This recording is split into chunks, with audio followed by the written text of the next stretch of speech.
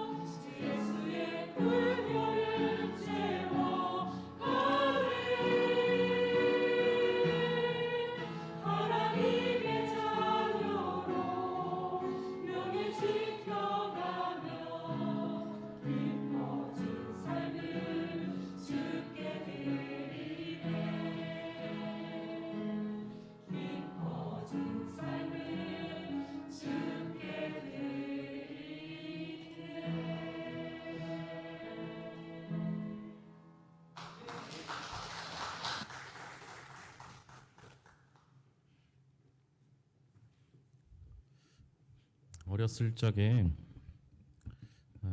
가족이 함께 나란히 앉아서 예배하는 걸 꿈꿔본 적이 있습니다. 지금까지도 단 한 번도 가족이 함께 앉아서 예배드린 적이 없습니다. 어렸을 때는 아버지가 설교하셨고 지금 제가 설교하고 있고요. 그래서 가족이 함께 예배하는 것을 보면 참 부럽습니다. 여러분들도 그 마음을 느끼시려면 저와 자리를 맞바꾸시면 되긴 하겠지만 그렇게 하지는 않으시겠죠. 여러분들 함께 앉아서 예배할 수 있는 가족이 있다는 거 참으로 행복하다는 걸 언젠가는 깨달으실 겁니다. 옆에 앉아서 서로를 축복하면서 예배를 시작했으면 좋겠습니다. 오늘 유독 가족이 같이 앉으신 분들이 많아요. 우리 옆 사람을 축복하겠습니다. 너는 내 사랑하는 자녀야. 우리 사랑하는 부모님 이렇게 인사를 좀 했으면 좋겠어요. 부부끼리는 당신을 사랑합니다. 이렇게 인사하셨으면 좋겠습니다. 평소에 안 하니까 지금 하라는 겁니다. 그죠? 집에서 안 하시죠? 네.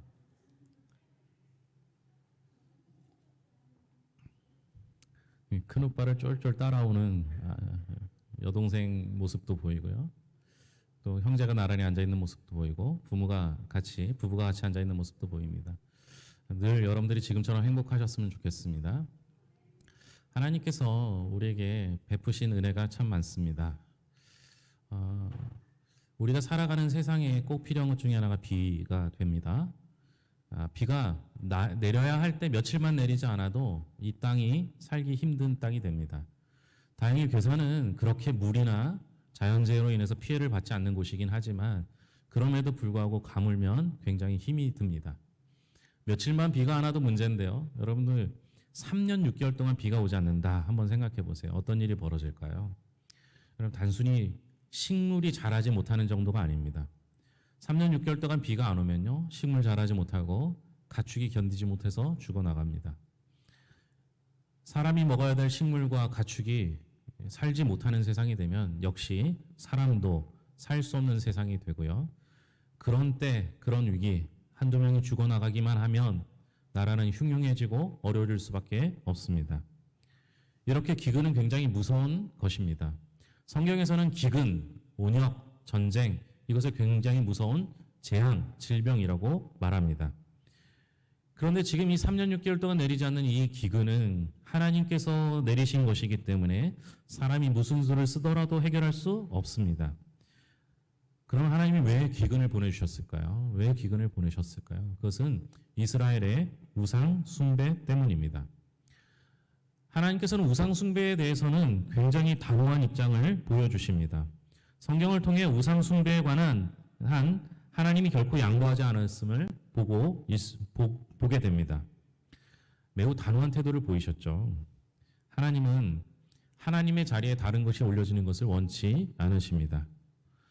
우상 숭배를 하면 왜 무서운지 아십니까? 우상 숭배를 하는 순간 내 마음대로 할 수 있기 때문에 그렇습니다. 우상 숭배라는 게 무엇입니까? 나무나 돌을 섬기는 겁니까? 그렇지 않아요. 우상 숭배는 하나님보다 더 사랑하는 게 있는 겁니다. 하나님 위에 다른 것을 내 위에 두는 것, 그 모든 것들이 우상 숭배입니다. 우상 숭배를 하면 하나님을 지워버리거나 하나님을 밑으로 내리기 때문에 그 위에 무언가 올리게 되는데요. 그 중에 하나가 사람 또는 자기 자신입니다. 우상 숭배를 하면 자기 자신을 섬기는 꼴이 됩니다. 하나님보다 자기가 더 위에 있습니다. 왜 우상 숭배를 할 때 자기 자신을 제일 위에 놓을까요? 그 중에 하나가 욕심입니다. 제가 목회를 하면서 제일 조심하는 것 중에 하나가 욕심을 부리지 않으려고 하는 겁니다. 제가 우리 교회에서 무엇이든지 제가 욕심 부르면 제 마음대로 할 수 있는 구조가 되어버렸습니다. 우리 교회에서 저보다 빨리 오신 분이 한 분도 남아있지 않기 때문에 제가 제일 먼저 온 초창기 멤버가 되고요. 거의 개척한 것과 다름없이 목회를 하고 있습니다. 그러니까 제가 욕심을 부리고 감추려고 한다면 그러면 저는 제 마음대로 할 수 있습니다. 그런데 그렇게 되면 저는 하나님을 섬기는 목회자가 아니라 내 자신을 섬기는 목회자, 우상 숭배하는 목회자가 됩니다. 우리가 하나님 외에 다른 것을 섬기는 이유는 자꾸만 내 욕심을 가지고 살기 때문에 그렇습니다. 내가 욕심을 가지면 하나님을 지워버립니다. 하나님을 지워버리면 하나님이 신이 아니라 내가 신이 되기 시작합니다. 내가 신이 되는 순간 내가 무엇이든지 내 마음대로 하게 됩니다. 그래서 우상 숭배는 무섭습니다. 우상 숭배한다는 건 내 뜻대로 되는 거예요. 그래서 여러분, 내 뜻대로 안 되는 게 있는 것, 그게 정말 우리에겐 은혜가 됩니다. 내가 할 수 없는 것이 있어야 하나님을 섬기지 않겠습니까? 이 교회에서든 여러분들의 가정에서든 여러분들이 섬기고 있는 그 어떤 곳에서도 여러분들 뜻대로 다 되는 것, 그것이 은혜가 아니라 내가 할 수 없는 것, 그래서 하나님만 의지하게 되는 것, 그게 진짜 은혜가 됩니다. 우리가 우상 숭배를 한다는 것은 하나님을 멀리하는 것이고, 하나님을 멀리하면 하나님의 이야기가 들리지 않는 겁니다. 하나님의 이야기가 들리지 않는다는 건 하나님의 뜻을 구하며 살 수 없게 되는 것이죠. 이스라엘 백성들이 딱 그러했습니다. 하나님을 섬기지 않게 하는 다른 방법이 있다면 그것은 하나님 말고 다른 것을 보여주는 겁니다. 이 당시에 아합 왕이 그리했습니다. 이스라엘 백성들을 향하여 하나님을 보여주는 것이 아니라 바알, 눈에 보이는 물질과 풍요, 음란함을 선물로 주었습니다. 그곳에 이스라엘 백성들이 다 빠져들었죠. 오늘날 정치가들이 문제는 경제가 최우선, 경제를 살려야 한다라고 말합니다. 동의합니다. 하지만 이 말에는 굉장히 큰 위험이 있습니다. 이스라엘 역사의 실패는 항상 우상 숭배가 있었습니다. 우리는 그것을 잘 감지하고 물질을 바라봐야 합니다. 우리가 경제적으로 풍요해지면 좋겠죠. 그래서 돈을 많이 벌어 경제대국이 되면 좋을 겁니다. 그런데 국민이 가난에서 벗어나 삶이 윤택해지는 것도 좋지만 그 속에는 우상 숭배의 위험이 있습니다. 그것이면 전부라고 생각하게 만들기 때문입니다. 바알은 다산의 신입니다. 번영의 신입니다. 육체적 다산과 물질적 번영을 추구하는 신이고, 그것이 눈에 보이기 때문에 많은 사람들이 그곳에 빠져 들어갔습니다. 이제 격전의 순간이 다가왔습니다. 하나님께서 엘리야를 훈련시키시고 다양한 방법으로 그에게 하나님의 은혜와 능력을 체험케 하신 후에 격전의 자리로 보내주셨습니다. 하나님의 선지자 엘리야와 갈멜산에서 바알 선지자와 전투가 시작됩니다. 엘리야 한 명대 바알과 아세라 선지자 850명, 850대 1의 외로운 싸움을 시작하게 됩니다. 이러한 영적 전투는 우리 삶에 끊임없이 재현되고 있습니다. 내 편이 되어줄 사람이 많아 보이다가도 정작 중요한 순간에는 아무도 내 편을 들어주지 않을 때가 있습니다. 사람이 많으니 다 내 편이구나 생각하지만 그렇지 않습니다. 당시 이스라엘에는 물의 기근도 심했지만 영적 기근도 심했습니다. 여러분, 영적 기근이 뭐라고 생각하십니까? 영적 기근은요, 다른 말로 하면 사람 기근입니다. 하나님을 함께 믿는 사람이 없는 겁니다. 지난주 말씀대로 드리면 당신은 하나님의 사람이군요 라고 말할 수 있는 사람이 없는 게 영적 기근입니다. 사르밧 과부가 자신의 죽은 아들을 살려준 하나님이 아닌 엘리야를 향하여 하나님의 사람이라 라고 표현한 것은 그 당시 사르밧 과부가 살고 있는 그 당시에 하나님의 사람을 제대로 본 적이 없기 때문에 그렇습니다. 다른 말로 하면 하나님의 사람을 본 적도 경험한 적도 없기 때문에 하나님의 말씀을 알고 듣고 율법이 가득 찼던 이스라엘 그 속에서도 진짜 하나님의 사람을 못 봤기 때문에 반복된 은혜의 경험을 통해서야만 하나님의 사람인 것을 깨닫게 됐던 것이죠. 우리 주변에 하나님의 사람이 많았으면 좋겠습니다. 이 땅에 있는 사람들이 진짜 하나님의 사람이 맞나요? 라고 묻는 것이 아니라 여러분들 모두에게 당신을 보니 하나님을 볼 수 있습니다. 당신은 정말 하나님의 사람입니다. 말할 수 있는 사람들이 많이 늘어나야 합니다. 그래야 이 땅에 하나님의 말씀이 희귀한 시대를 겪지 않게 될 것입니다. 하나님의 사람은 이렇게 필요합니다. 하나님의 사람은 이렇게 영적 기근을 멀리할 수 있습니다. 그러나 하나님의 사람들에게는 항상 위협이 있습니다. 엘리야에게는 아합이 위협이었습니다. 아합에게는 물론 엘리야가 위협이었습니다. 그래서 아합은 엘리야를 지명수배범, 현상수배범으로 할 수밖에 없었겠죠. 그런데 그 엘리야가, 그토록 죽이려던 엘리야가 바알과 아세라 선지자 앞에 나타나게 됩니다. 하나님은 드디어 엘리야를 주 경기장에 세우신 것입니다. 그동안 계속 숨어 있게 하셨죠. 하나님께서 숨기시면 숨어야 합니다. 하나님께서 숨기시면 다 이유가 있습니다. 하나님께서 숨기셔서 그에게 엘리야에게 직접적인 은혜를 베푸시고 남에게 은혜를 베풀 수 있는 기회를 주셔서 엘리야를 훈련시키시고 성장시켜 주셨습니다. 그리고 나서 드디어 엘리야를 드러내 주십니다. 그러나 여러분, 드디어 때가 와서 드러나게 됐다고 해도 그것이 평탄한 길은 아닙니다. 오히려 더 위험한 순간이 찾아오게 되죠. 엘리야는 싸움이 벌어지기 전에 이스라엘 백성들에게 선택을 촉구합니다. 그 시대는 머뭇거리는 자들로 가득 차 있었다라는 의미가 되죠. 21절입니다. 같이 읽겠습니다. 엘리야가 모든 백성에게 가까이 나아가 이르되 너희가 어느 때까지 둘 사이에서 머뭇머뭇하려느냐. 여호와가 만일 하나님이면 그를 따르고 바알이 만일 하나님이면 그를 따를지니라 하니 백성이 말 한마디도 대답하지 아니하는지라.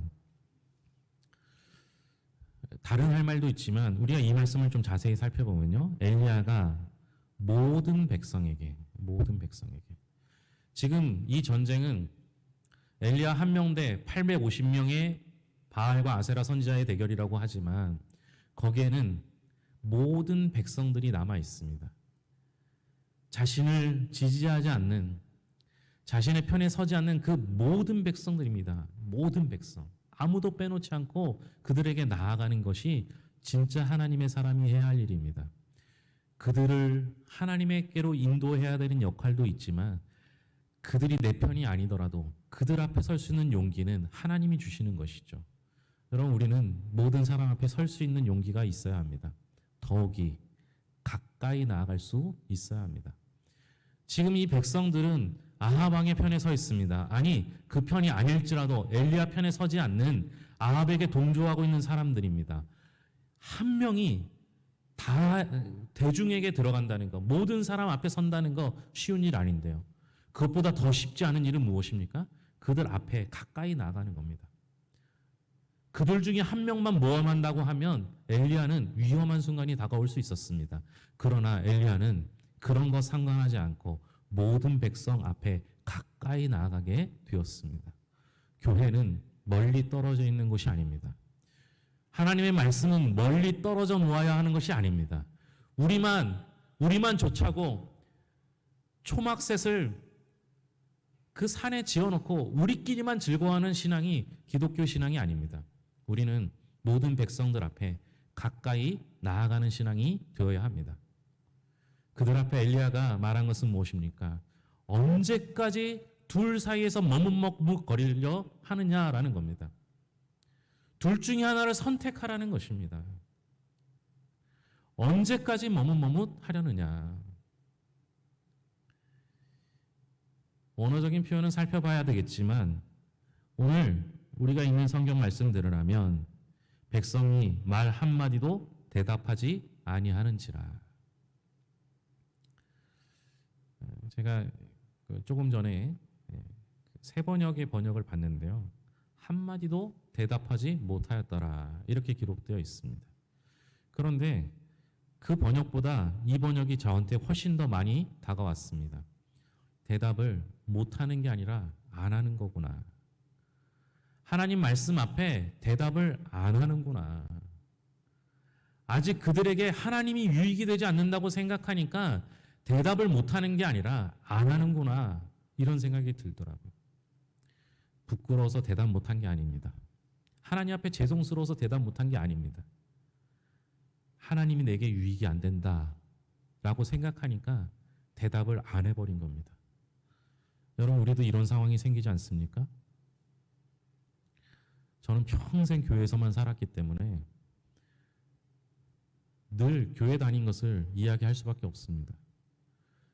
학교 다닐 때도 예수 믿는다는 것 때문에 제가 핍박을 당한 적도 있고, 교회 수련회 갔다 와서 매 시간 문제를 풀어야 하고 매 시간 틀릴 때까지 문제를 풀고 틀린 이후에 맞으면서 예수 믿는 놈이 이것도 못 푼다고 하는 얘기를 들어야 했었습니다.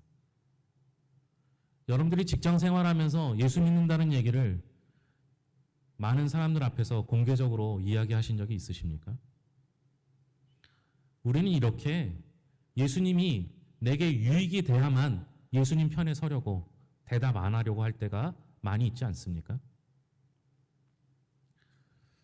언제까지 둘 사이에서 머뭇머뭇하시겠습니까? 언제까지 내게 유익한 것이 무엇인지 찾으시려고 하십니까? 여러분들의 평생에 사는 동안에 하나님이 여러분들을 버리신 적이 있으십니까? 여러분들이 사시는 동안에 하나님이 여러분들을 멀리 하신 적이 있습니까? 하나님이 정말 내게 유익이 안 된다라고 생각하십니까? 결국에는 하나님밖에 없음을 알지 않으십니까? 제가 목회를 하면서 가장 은혜로운 건 아무도 없는 것 같은 그 순간에 주님이 저를 찾아와 만나주신 겁니다. 그 순간을 경험하면 머뭇머뭇거릴 필요가 없습니다. 반드시 하나님을 선택하시게 되어 있습니다. 우리는 자꾸만 하나님도 포기 못하고 세상도 포기 못하는 이 중간에서 머뭇머뭇거리고 있는 겁니다. 하나님을 안 믿는다는 얘기가 아닙니다. 하나님을 싫어하거나 하나님을 모른다는 얘기가 아닙니다. 하나님도 좋아하지만 세상도 좋아합니다. 주일날은 교회에 나와서 예배하면서 하나님의 은혜를 얻고 돌아가시면서 그것을 고스란히 놓고 갑니다. 여러분, 예배가 중요합니다. 예배를 통해서 주님을 만나기 때문에 그렇습니다. 물론 그 예배의 삶, 주일날 예배의 삶만 중요한 것이 아니라 우리의 일상 삶 가운데 예배하는 것이 훨씬 더 중요하다고 생각합니다. 코로나 시대에 예배를 교회에 와서 드려야 되느냐 마느냐에 대한 이야기를 많이들 논점을 가지고 이야기합니다. 그런데 여러분, 저는 교회에 나와서 예배하는 것이 훨씬 더 좋다고 생각합니다. 왜 그러냐? 여기는요, 하나님 만나기 좋은 장소입니다. 이곳에서 기도가 쌓이고 말씀이 쌓이지 않았습니까? 주일날 교회 오면 하나님 얘기로만 가득 차 있지 않습니까? 특히 우리 교회는 남 얘기 잘 안 하고 서로 은혜 받은 걸 나누지 않습니까? 그러니 교회 오면 하나님을 만나기 참 좋습니다. 이곳에 찬양이 흐르고 기도가 흐르고 말씀이 선포되기 때문에 이곳에서 하나님을 만날 가능성이 훨씬 더 높습니다. 그래서 여러분, 교회 나오는 것이 여러분들에게 훨씬 더 유익이 됩니다. 그런데 여러분, 일상 삶 속에서 어떠십니까? 여러분, 지난 일주일 동안에 하나님을 생각하면서 사셨습니까? 아니, 여러분들이 열심히 일하는 그 동안에 무언가 집중해서 하는 동안에 하나님을 생각하셨습니까? 그러니 교회 나와서 예배를 통해서 하나님을 만나고 그 힘을 가지고 한 주 한 주 예배자의 삶을 살아야 합니다. 그것이 우리가 해야 할 일입니다. 그러면서도 주일날 교회에 와서 예배 드리고 여기서 하나님을 만났는데 여러분들이 이 공간을 나가실 때 뭐라고 하고 나가십니까? 하나님, 다음 주에 봬요. 하나님, 제가 오늘 하나님 만났으니까 여기 잠깐 계시면 제가 일주일에 다시 올게요. 이렇게 생각하지 않으십니까? 하나님을 만나면 하나님의 말씀이 여러분들의 마음을 만져주시면 그걸 가지고 돌아가셔야죠. 그래서 삶 속에서 그걸 사셔야죠. 그런데 하나님 다음 주에 만나면 되니까 여기 잠깐 계시면 저희가 갔다 오겠습니다. 이런 삶을 살고 계시지는 않은지요. 무엇인가 선택해야 할 때, 무엇인가 결정해야 할 때 하나님은 잠깐 눈 감아주시면 제가 결정하겠습니다. 이렇게 살고 있지는 않으십니까? 여러분들이 이력서에는 종교라는 기독교라고 쓰시면서 실제로는 세상 사람들과 다르게 살고 있지 않지 않습니까? 돈을 버는 방식, 출세하기 위해 사용하는 처세술 등 모든 것들이 세상 사람과 똑같지 않습니까? 여호수아는 머뭇머뭇거리는 이스라엘 백성들을 향하여 너희가 오늘 섬길 자를 택하라 라고 말합니다. 신앙은 항상 선택입니다. 우리는 매일 선택해야 합니다. 그리고 우리의 신앙을 점검하는 시간을 가져야 합니다. 충동적 감동으로 되는 것이 아닙니다. 우리는 우리 자신을 냉정하게 들여다보고 애매모호한 태도를 버리고 경계선을 오고왔던 이중생활을 정리해야 합니다. 늘 머뭇거리지 말아야 합니다. 머뭇머뭇거리면 어느 속에서도 환영받지 못합니다. 머뭇거리는 사람들은 세상 속에서도 환영받지 못할 뿐만 아니라 교회에서도 하나님 앞에서도 환영받을 수 없습니다. 여러분, 오늘 우리는 다시 선택해야 합니다. 아니 매일매일 선택의 순간에서 늘 결정하셔야 합니다. 여러분은 무엇을 선택하시겠습니까? 여호수아처럼 오늘날 섬길 자를 택하라. 나는 나와 내 집은 오직 여호와만을 섬기리라. 이 선택이 평생의 결론이 되길 소망합니다. 다른 거 선택하지 마시고 하나님 한 분만이면 충분하다. 주님 품 안에서 영원히 안식을 누릴 수 있기를 바랍니다. 기도하겠습니다. 하나님 아버지 감사합니다. 우리는 늘 선택해야 합니다. 하나님 선택하면 불편할 것이 많은 것 같고 버려야 할 것이 많은 것 같고 염려되는 것이 많을 것 같지만 그러나 하나님 선택하면 하나님이 내 삶을 책임져 주실 줄로 믿습니다. 하나님 선택하면 다른 것 볼 필요도 신경 쓰지 않아도 됩니다. 하나님이 내 삶을 책임져 주시기 때문에 하나님이 내 모든 것들을 주장하시기 때문에 그저 우리는 하나님만 바라보면 됩니다. 우리가 주님만 바라보며 살 수 있도록 인도하여 주시옵소서. 주 안에 있는 우리에게 딴 근심 없습니다. 주님과 동행하며 살게 하여 주시옵소서. 여러 가지 몸의 질병으로 고생하는 이들이 있습니다. 각각의 질병, 의사들이 잘 치료하고 진료하겠지만 그러나 그들이 모르는 것들도 있습니다. 하나님 함께 해주셔서 우리를 지으신 하나님께서 가장 잘 아시오니 우리 모든 질병을 깨끗이 씻어 주시옵소서. 무더운 여름 지치지 않도록 인도하여 주시며 말씀으로 새 힘 주시고 잘 먹고 잘 지낼 수 있도록 주여 함께하여 주시옵소서. 회복 중에 있는 영혼들 붙잡아 주셔서 완전히 회복될 때까지 주께서 두 팔로 안아주시고 일으켜 주시옵소서. 하나님 아버지, 우리 교회가 이 지역에 꼭 필요한 교회 되길 소망합니다. 그저 말로만 필요한 교회가 아니라 지역을 잘 섬기게 하시고 특별히 스스로의 힘으로 말하지 못하는 연약하고 부족한 이들의 편에 서서 늘 그들과 동행할 수 있도록 주여 함께하여 주시옵소서. 그래서 우리 성도들이 작은 소자에게 우리는 먹을 것을, 우리의 필요한 것들을 나눌 때 그 속에서 하나님을 발견할 수 있도록 인도하여 주시옵소서. 오늘도 이 자리에 나와 함께 예배하는 모든 이들을 축복하실 것을 믿으며 모든 것을 예수님의 이름으로 기도합니다. 아멘.